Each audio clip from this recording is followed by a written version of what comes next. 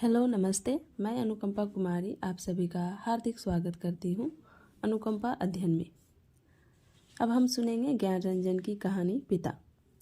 जैसे कि आप सभी को पता ही होगा, यूजीसी नेट हिंदी के पाठ्यक्रम में इकाई 6 से 10 तक में गद्य के निर्धारित पाठ दिए गए हैं, जिससे हर बार प्रत्येक इकाइयों से लगभग 8 से 10 पात्र, कथन आदि से संबंधित प्रश्न पूछे जाते हैं। उम्मीद करती हूँ इससे आप सभी को बहुत लाभ मिलेंगे। पिता कहानी ज्ञान रंजन की 1968 ईस्वी में प्रकाशित फ्रेंड्स के इधर उधर कहानी संग्रह में संग्रहित है। तो चले शुरू करते हैं। ज्ञान रंजन की कहानी पिता। उसने अपने बिस्तरे का अंदाज लेने के लिए मात्र आध पल को बिजली जलाई। बिस्तरे फर्श पर बिछे हुए थे। उसकी स्त्री ने सोते सोते ही बड़बड़ाया, आ गए, और बच्चे की तरफ करवट लेकर चुप हो गई। लेट जाने पर उसे एक बड़ी डकार आती मालूम पड़ी, लेकिन उसने डकार ली नहीं। उसे लगा कि ऐसा करने से उस चुप्पी में खलल पड़ जाएगा जो चारों तरफ भरी है, और काफ़ी रात गए ऐसा होना उचित नहीं है। अभी घनश्याम नगर के मकानों के लंबे सिलसिलों के किनारे किनारे सवारी गाड़ी धड़धड़ाती हुई गुजरी। थोड़ी देर तक एक बहुत साफ भागता हुआ शोर होता रहा। सर्दियों में जब यह गाड़ी गुजरती है तब लोग एक प्रहर की खांसी नींद ले चुके होते हैं। गर्मियों में 11:30 का कोई विषय मतलब नहीं होता। यो उसके घर में सभी जल्दी सोया करते, जल्दी खाया और जल्दी उठा करते हैं। आज बेहद गर्मी है। रास्ते भर उसे जितने लोग मिले उन सब ने उससे गर्म और बेचैन कर देने वाले मौसम की ही बात की। कपड़ों की फजीहत हो गई। बदहवासी, चिपचिपाहट और थकान है। अभी जब सवारी गाड़ी शोर करती हुई गुजरी तो उसे ऐसा नहीं लगा कि नींद लगते लगते टूट गई हो, जैसा जाड़ों में प्रायः लगता है, बल्कि यूँ लगा कि अगर सोने की चेष्टा शुरू नहीं की गई तो सचमुच देर हो जाएगी। उसने जम्हाई ली। पंखे की हवा बहुत गर्म थी और वह पुराना होने की वजह से चिड़ाती सी आवाज़ भी कर रहा है। उसको लगा दूसरे कमरों में भी लोग शायद उसकी ही तरह जम्हाइयाँ ले रहे होंगे, लेकिन दूसरे कमरों के पंखे पुराने नहीं हैं। उसने सोचा बंद करके अन्य कमरों की आहट लेनी चाहिए। उसे कोई बहुत मासूम सी ध्वनि भी 1-1.5 मिनट तक नहीं सुनाई दी, जो सन्नाटे में काफ़ी तेज होकर आ सकती हो। तभी पिता की चारपाई बाहर चरमराई। वह किसी आहट से उठे होंगे। उन्होंने डांट कर उस बिल्ली को रोना चुप कराया जो शुरू हो गया था। बिल्ली थोड़ी देर चुप रहकर फिर रोने लगी। अब पिता ने डंडे को गज पर कई बार पटका और उस दिशा की तरफ दहड़ने वाले ढंग से दौड़े जिधर से रोना आ रहा था, और हट हट चिल्लाए। जब वह घूम फिर कर लौट रहा था तो पिता अपना बिस्तर बाहर लगा कर बैठे थे। कनखी से उसने उन्हें अपनी गंजी से पीठ का पसीना रगड़ते हुए देखा, और बसता हुआ वह घर के अंदर दाखिल हो गया। उसे लगा कि पिता को गर्मी की वजह से नींद नहीं आ रही है, लेकिन उसे इस स्थिति से रोष हुआ। सब लोग पिता से अंदर पंखे के नीचे सोने के लिए कहा करते हैं, पर वह जरा भी नहीं सुनते। हमें क्या भोगे कष्ट। कुछ देर पड़े रहने के बाद वह उठा और उसने उत्सुकतावश खिड़की से झांका। सड़क की बत्ती छाती पर है।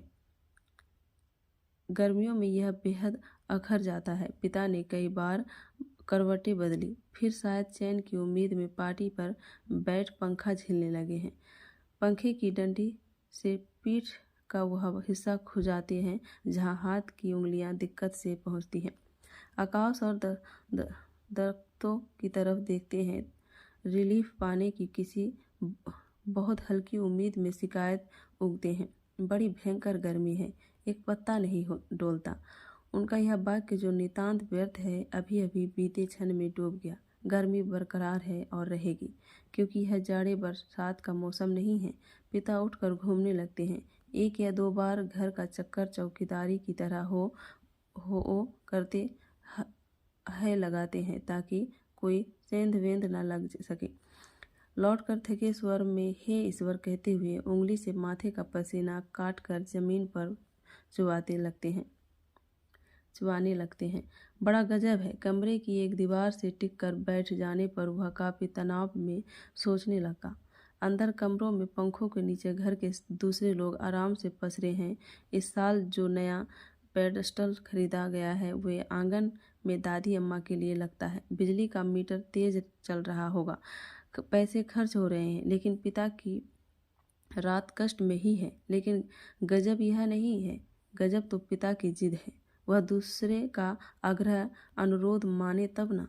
पता नहीं क्यों पिता जीवन की अनिवार्य सुविधाओं से भी चिढ़ते हैं। वह झलाने लगा।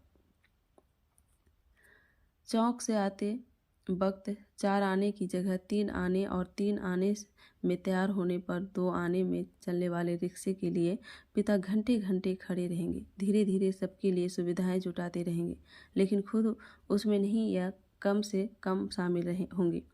पहले लोग उनकी काफ़ी चिरौरी क्या करते हैं, अब लोग हार गए हैं। जानने लगे हैं कि पिता के आगे किसी की चलेगी नहीं।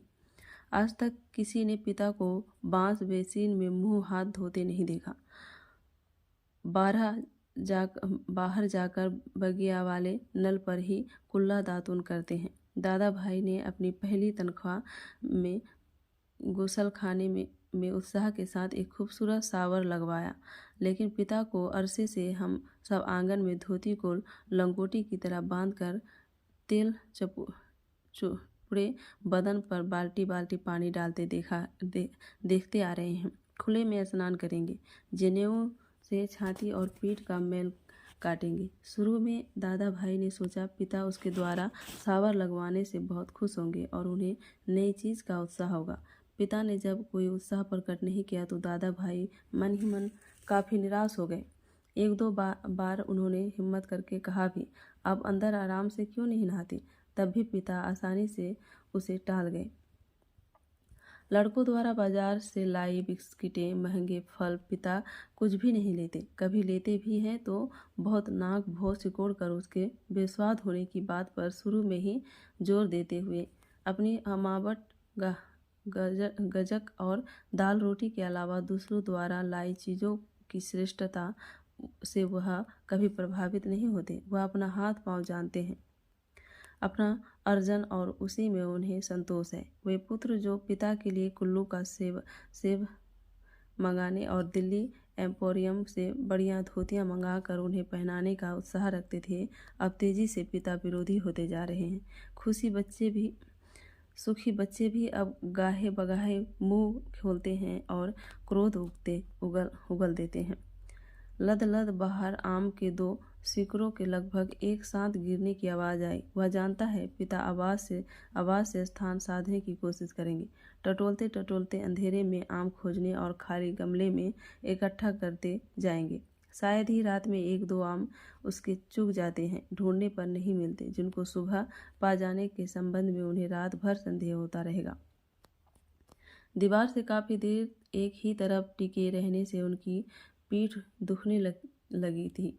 नीचे रीढ़ के कमर वाले हिस्से में रक्त की चेतना बहुत कम हो गई। उसने मुद्रा बदली। बाहर पिता ने फाटक खोलकर सड़क पर लड़ते चिड़ियाते कुत्तों का हड़काया। उसे यहाँ बहुत खीज हुई। कई बार कहा, मोहल्ले में हम लोगों का सम्मान है, 4 भरे लोग आया जाया करते हैं, आपको अंदर सोना चाहिए, ढंग के कपड़े पहनने चाहिए और चौकीदारों की तरह रात को पहरा देना बहुत ही भद्दा लगता है।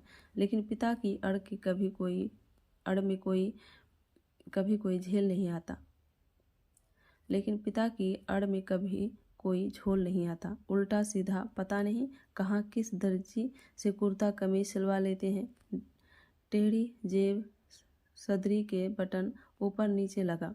सभा सोसाइटी में चले जाएंगे, घर भर को बुरा लगता है। लोगों के बोलने पर पिता कह देते हैं, आप लोग जाइए ना भाई, काफ़ी हौस में बैठिए, झूठी वैनिटी के लिए बेरा को टिप दीजिए, रहमान के यहाँ 1.5 रुपया वाला बाल कटवाइए, मुझे क्यों घसीटते हैं? लोगों का बोलना चुटकी भर में धरा रह जाता है। पिता वैसे तो चुप रहते हैं, लेकिन जब बात बहस में उन्हें खींचा जाता है तो काफ़ी किरारी और हिंसात्मक बात कह जाते हैं। उल्टे उन्हें घेरने वाले हम भाई बहन अपराधी बन जाते हैं। कमरे से पहले एक भाई खिसकेगा, फिर दूसरा, फिर बहन और फिर तीसरा। चुपचाप सब खीजे हारे खिसकते रहेंगे। अंदर फिर माँ जाएंगी और पिता, विजय पिता, कमरे में गीता पढ़ने लगेंगे या झोला लेकर बाजार सौदा लेने चले जाएंगे। होता हमेशा यही है। सब मन में तय करते हैं आगे से पिता को नहीं घेरेंगे, लेकिन थोड़ा समय गुजरने के बाद फिर लोगों का मन पिता के लिए उमड़ने लगता है। लोग मौका ढूंढने लगते हैं पिता को किसी प्रकार अपने साथ सुविधाओं में थोड़ा बहुत शामिल कर सके, पर ऐसा नहीं हो पाता। वह सोचने लगा, भूखे के सामने खाते समय होने वाली व्यथा सरीखी किसी स्थिति में हम रहा करते हैं। यद्यपि अपना खाना हम कभी स्थगित नहीं करते, फिर भी पिता की असंतृप्ति के कारण व्याकुल और अधीर तो है ही। पिता अद्भुत और विचित्र है। वह सोचते हुए उठा। कमरे में घूमने या सिगरेट पी सकने की सुविधा नहीं थी, अन्यथा वह वैसा ही करता। उसने सो जाने की इच्छा की और अपने को असहाय पाया। शायद नींद नहीं आ सकेगी, यह ख्याल उसे घबराने वाला लगा। पिता अद्भुत और विचित्र है, यह बात वह भूल नहीं रहा था। पिछले जाड़ों में वह अपने लोभ को कुचलकर बमुश्किल एक कोट का बेहतरीन कपड़ा पिता के लिए लाया। पहले तो वह उसे लेने को तैयार नहीं हुए, लेकिन माँ के काफ़ी फुड़कने से राजी हो गए और उसी खुलदाबाद के किसी लपटू दर्जी के यहाँ सिलाने चल दिए। सुधीर ने कहा, कपड़ा कीमती है, चलिए एक अच्छी जगह में आपका नाप दिलवा दूँ। वह ठीक सिएगा, मेरा परिचित भी है। इस बात पर पिता ने काफ़ी हिकारत उगली। वह चिढ़ उठे, मैं सबको जानता हूँ, वही म्यूनिसिपल का मार्केट के छोटे मोटे दर्जियों से काम कराते और अपना लेबल लगा लेते हैं। साहब लोग, मैंने कलकत्ते के हाल एंडरसन के सिले कोट पहने हैं। अपने ज़माने में जिनके यहाँ अच्छे खासे यूरोपियन लोग कपड़े सिलाते थे, वही फैशन जिसके आगे आप लोग चक्कर लगाया करते हैं, उसके आगे पाँव की धूल है। मुझे व्यर्थ पैसा नहीं खर्च करना है। कितना परस्पर विरोधी तर्क किया पिता ने। ऐसा वह अपनी जिद की सर्वोपरि रखने के लिए किया करते हैं। फिर सुधीर ने भी कपड़ा छोड़ दिया। जहाँ चाहिए सिलवाइए या भाड़ में झोंक आइए, हमें क्या। वह धीमे धीमे बुदबुदाया। ये पिता बाहर अकबर काकर उड़ पड़े शायद। थोड़ी देर पहले जो आम बगीचे में गिरा था, उसकी आवाज़ जैसे अब सुनाई पड़ी हो।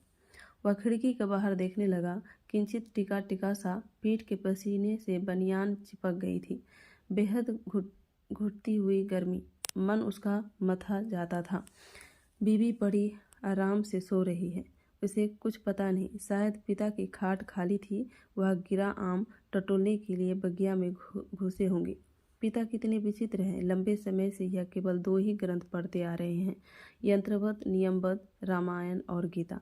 लंबे 35 वर्षों तक अखंड केवल रामायण और गीता। उसके पहले युवा काल में जो जितना कुछ पढ़ा हो, उन्होंने उसे कभी भयावह, कभी सम्मानजनक और कभी झूठ लगता।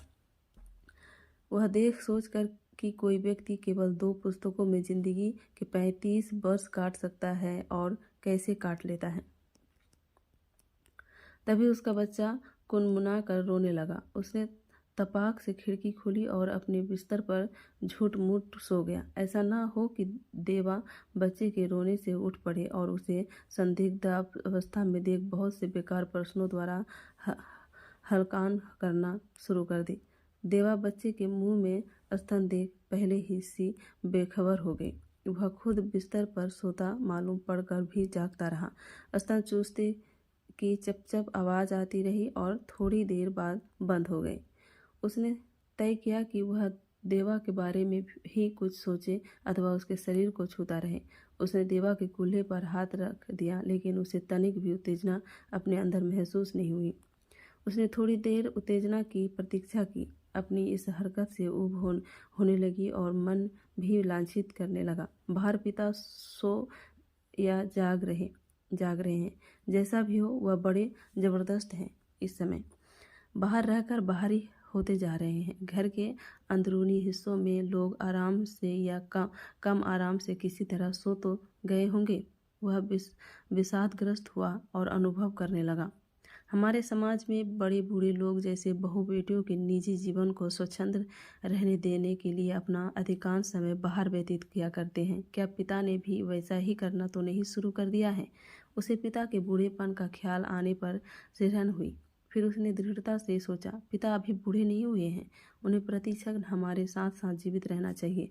भरकस पुरानी जीवन व्यवस्था कितनी कठोर थी। उसके मस्तिष्क में एक भिजाव आ गया। विषाद सर्वोपरि था। उसे आंखों में हल्का जलन लगने लगा। अगर कोई शीत युद्ध न होता पिता और पुत्रों के बीच, तो वह उन्हें जबरन खींच के नीचे लाकर सुला देता। लेकिन उसे लगा कि उसका युवापन एक प्रतिष्ठा की जिद कहीं चुराए बैठा है। वह इस प्रतिष्ठा के आगे कभी बहुत मजबूर, कभी कमज़ोर हो जाता है और उसे भुगत भी रहा है। दरअसल उसका जी अक्सर चिल्ला उठने को हुआ है, पिता तुम हमारा निषेध करते हो, तुम ढोंगी हो, अहंकारी वज्र अहंकारी। लेकिन वह कभी चिल्लाया नहीं। उसका चिल्ला सकना मुमकिन भी नहीं था। वह अनुभव करता था उसके सामने जिंदगी पड़ी है और पिता पर इस तरह चिल्लाने में उसका नुकसान हो सकता है। उसको लगा पिता लगातार विजयी है, कठोर है, तो क्या उन्होंने पुत्रों के सामने अपने को कभी पसारा नहीं? लगता है दीवारों पर भी पसीना चुहचुहाया आया है। खुद को छुरा भोंक देने या दीवार पर सिर पटकने या सोती बीवी के साथ पाशविक हो जाने का ढोंग सोचने के बाद भी गर्मी की बेचैनी नहीं कटी। उसने ईश्वर को बुदबुदाना चाहा, लेकिन वैसा नहीं किया। केवल हल्के हल्के हाथ के पंजों से सिर के बालों को दबोच कर वह रह गया। मौसम की गर्मी से कहीं अधिक प्रबल पिता है। उसके सामने एक घटना मजबूती से टंग गई। उसने घटना को मन में दोहराया। वायुसेना में नौकरी करने वाला उसका कप्तान भाई बहन के यूनिवर्सिटी के खर्चे के लिए 10 वर्ष तक 50 रुपये महीना भेजता रहता है। एक बार अकस्मात कप्तान भाई होली अवकाश मनाने घर आ गया। पिता ने उसके हाथ में उसके नाम की 1200 रुपयों वाली एक पासबुक थमा दी। सबको यह बड़ा आकस्मिक लगा।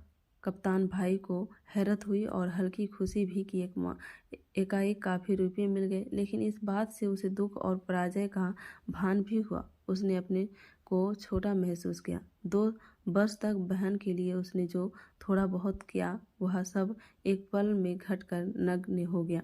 फिर भी वह अनुभव कर रहा था, कप्तान भाई ज़्यादा सोचते नहीं, खिलाड़ी तबीयत के हैं, यान की तरह चुटकी में धरती छोड़ देते हैं।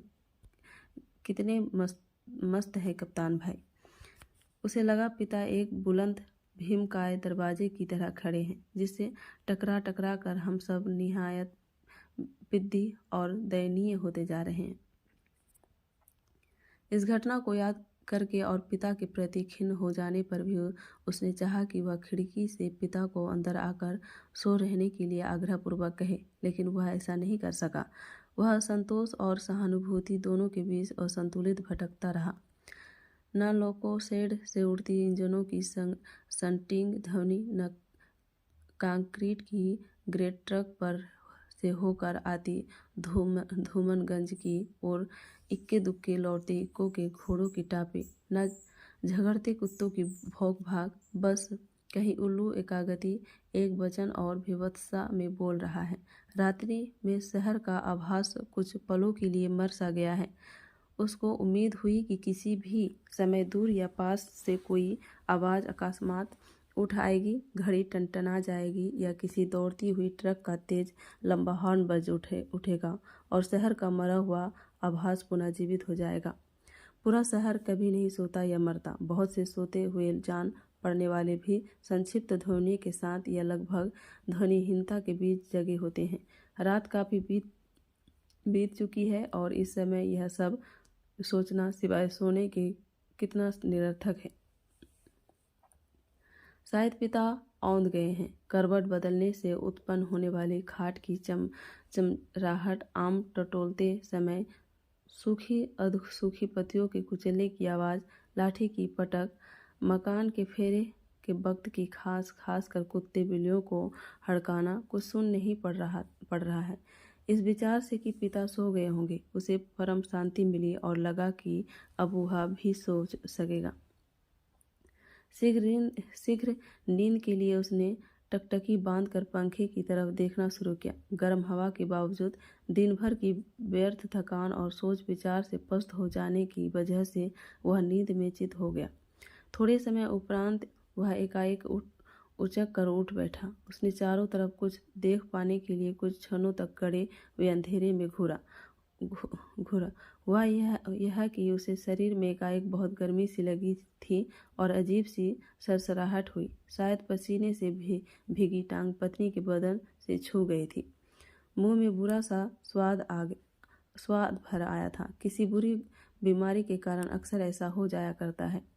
उठकर उसने 2-3 कुल्ले किए और ढेर सारा ठंडा पानी पिया। इतना सब कुछ वह अधनीन में ही करता रहा। आंगन से पानी पीकर लौटते समय उसने इत्मीनान के लिए खिड़की के बाहर देखा। अब तक नींद जो थोड़ी बहुत थी काफूर हो गई। पिता सो नहीं गए थे अथवा कुछ सोकर पुनः जगे हुए हैं। पिता नहीं, अभी ही उन्होंने हे राम तू ही सहारा है कहकर जम्हाई ली है। ऐसा उन्होंने कोई दबकर नहीं किया। रात के लिहाज से काफी सुर उठाते कहा है। शायद उसे इत्मीनान है कि घर में सभी लोग निश्चित रूप से सो रहे हैं। पिता ने अपना बिस्तरा गोल मोड़कर खाट के एक सिरे पर कर लिया और वहीं सुराही से प्याले में पानी ले लेकर अपनी खटिया की बांध तक कर रहे हैं। सुराही से खाट तक और खाट से सुराही तक बार बार आते जाते हैं। बहुत बार ऐसा करने पर खाट का बांध तर हुआ है। इसके बाद उन्होंने पानी पिया और पुनः एक बड़ी आवाज़दार जम्हाई के साथ लिपटे हुए बिस्तर का सिरहाना बना निखरी खटिया पर लेट गई। तड़का होने में पता नहीं कितनी देर थी। थोड़ी देर बाद पंखा जमीन पर गिराकर उसका दायां हाथ खटिया की पाटी से झूलने लगा। चारों तरफ धूमिल चांदनी फैलने लगी है। सुबह जो दूर है के भ्रम में पश्चिम से पूर्व की ओर कौवे काँव काँव करते उड़े। वह खिड़की से हटकर बिस्तरे पर आया। अंदर हवा वैसी ही लू की तरह गर्म है। दूसरे कमरे स्तब्ध है। पता नहीं बाहर भी उस उमस और बेचैनी होगी। वह जागते हुए सोचने लगा, अब पिता निश्चित रूप से सो गए हैं शायद।